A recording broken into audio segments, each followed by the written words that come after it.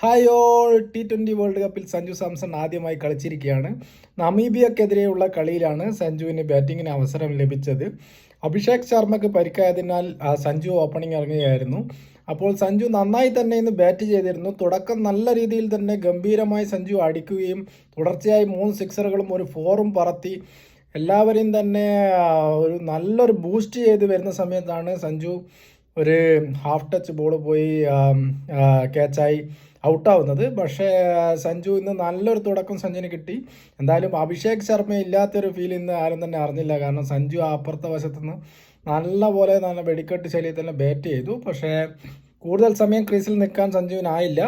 8 ball മാത്രമേ face ചെയ്തുള്ളൂ. 275 strike റേറ്റോടുകൂടെ സഞ്ജു ബാറ്റ് വീശുകയുണ്ടായത്. ഇന്നത്തെ ഏറ്റവും കൂടുതൽ സ്ട്രൈക്ക് റേറ്റ് സഞ്ജുവിൻ്റെ ആണെങ്കിലും ഒരു 50 കണ്ടെത്താൻ സഞ്ജുവിന് സാധിച്ചില്ല.